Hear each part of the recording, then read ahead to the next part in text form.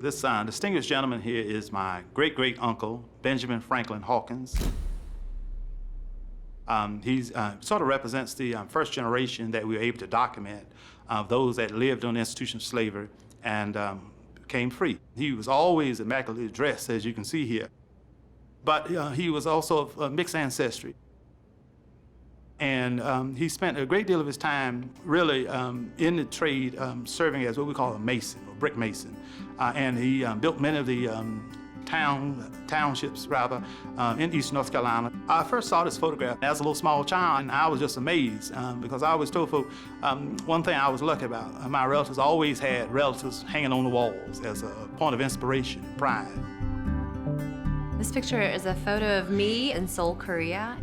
And this photo is important to me because I was here with two of my friends, one of which who was American, and I thought it was a nice foreshadow picture because 2 years later I would immigrate to America. So this photo is very meaningful to me. This is me sitting on a wonderfully colorful couch. I'm wearing a traditional Korean outfit, and it was important for my parents to always put me in traditional Korean outfits, to have me do a lot of traditional Korean cultural elements while being in this country. So it was a way for them to keep me connected to what their cultural experience was. So this is a picture we took. I surprised Gina the day that I proposed by having her family and my family meet us in Atlanta at a restaurant. So this kind of, for us, just showed how our families coming together is very important to us culturally speaking. For them, it was a little bit of the American dream coming to fruition. They kind of seeing the fruits of their hard work and labor equal to their children having good jobs, opportunity, and then getting married. And so this was an opportunity for us to all celebrate as a family. The idea of taking pictures and seeing these images to show that family is so much more than just who's around you all the time. Family is who you choose to live life with. So I just love the idea of picturing families. After graduate school, I got a job offer to come up to the Durham area to do work as an associate pastor, and then just fell head over heels in love with the city of Durham, and decided to plant a church in the city to be a benefit to the community. And I love that the book of Psalms, if it's taught us anything, it's that it's good and healthy to weep with each other, to mourn with each other, to feel the full range of human emotion, but we also need to be the ones who truly understand what it means to celebrate. We have reason to celebrate. In a growing and changing Durham, a Korean-American pastor of a Southern Baptist congregation is par for the course. Pastor Lawrence Yu creates a welcoming community at Waypoint Church, embracing the idea that for a greater Durham to thrive, its immigrant communities must also thrive. This photo is a picture of me and a part of the Sangji family. I'm wearing one of the Congolese women's attire, and they gave us, actually our whole family, Congolese outfits to wear with them. So we sometimes coordinate outfits and wear these together at church just to show that we're family. Pastor Yu founded Sushioki. The restaurant is an outgrowth of the church's ministry to integrate new immigrants into the Durham community. Well, so the beautiful thing about restaurants is that it's a kind of an open door type job opportunity where people without maybe the skill sets can come in and learn a job skill set here, especially coming from another country to learn what the work culture is like in America. And so we thought Sushioki would be the best kind of avenue to make that happen. This is in some ways helping to set people up, kind of the future of Durham, the future of this area. I truly believe that you empower other people in the community, you empower the whole community. If we set you up early on, you're gonna empower others as well, and the whole community gets lifted up. So how do you guys know each other? Leticia, how do you know Lawrence? Lawrence is my classmate. Ah, okay. He was one people for me who helped my family, who helped my kids for many things in America. Oh, that's them. Oh, so beautiful. Look at your beautiful family. Leticia, when you look at this picture, where does it make you feel or where does it make you think? It makes me very happy because Lawrence's family is my family because he helped me so much. Lawrence. It's been our blessing as our family to know and love this family. We love them so much, and they've given us so much more than we could ever imagine. I am a mother. I have a daughter named Eden, and she has this exact smile. I found that my grandmother told all of us stories about family that stood us up straight, that made us walk with dignity and pride and strength and possibility and wonder. And so these pictures are a touchstone for me to remember who I am and who I can be. I've got a lot of photos to share, but I chose this one. It's my dad. And You're good. so he's special to me. He flew 72 combat missions in World War II, was a prisoner of war and missing in action. But his life didn't stop there. He's done a whole lot with his life. He's been a really great example for me and my family. And I said I wasn't gonna cry today. But anyway, you asked me why. Durham has a history of being a place where people can express their full selves. Pauli Murray, poet, civil rights trailblazer, and ordained Episcopal priest, grew up here. As these photos show, Pauli Murray lived life blurring gender lines and speaking up for the voiceless.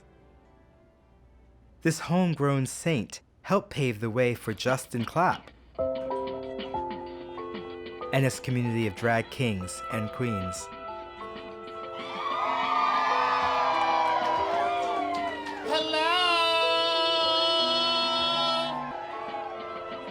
How are you all doing tonight? You acting like you ain't been to Durham before. I don't know what's wrong with me. I literally do not know what's wrong with me. Are you all having a good time? Let's put all the images on the table and create one album. This is where we found family in a different way because it has all of the generations of the house. This is us at one of our little family reunions where we realized we didn't really take a lot of photos together out of drag. That's just a really good photo that we're all very proud of. And there's not a lot of story behind it other than we all tear up a little bit when we see this photo. So it's your house. Yes. I am definitely the matriarch, and we've worked really hard over the past few years to build it up and really do some social justice drag in Durham and to eventually take over the world. Close, getting it. Even matriarchs have doting moms. Justin has always been a performer. Wherever he's going, I'm like, yay, Justin! And that's my role, you know, that is my role. Run with it, baby. It's like a team, them and that club, and they are the heart, and not just their dress-wise, the heart of Durham. Why Durham? Well, Durham has always been this cultural capital in North Carolina, and it's been the city that was a beacon of hope for a very long time. We had some wins on Tuesday. We had some wins. Some wins for queer people, for brown people, for women.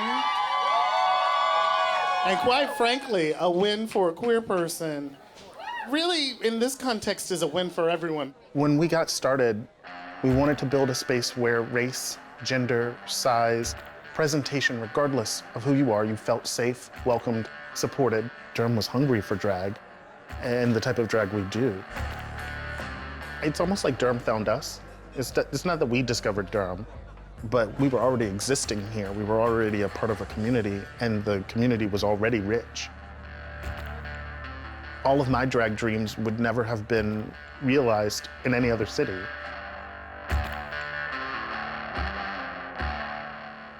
I want to start with this photo right here. This is the photo of my grandparents. This is John Edmund Osby and Bessie Wallace Osby. These are my father's parents. And this photo began the search for me to go back to find out where I came from. And so I look at this picture, I see them as young people, just getting married in this photo, not even knowing that they would have 12 children later, knowing that you are a part of history. Even though I'm not in books and nobody knows who we are still part of this history of North Carolina. And to be able to share that with my family, extended family, is a blessing. That's good. Okay. All right. Okay. All right. So one thing that we always did growing up, we always remember, is every time we crossed the North Carolina line, coming into North Carolina, we had to sing the North Carolina song and state the poem. Do you want us to sing it? All right, ready? Carolina, Carolina, heaven's blessings so tender. While we live, we will cherish, protect, and defend her. Hurrah, hurrah, the old North State forever. Hurrah, hurrah, the good old North State. Yay, yay.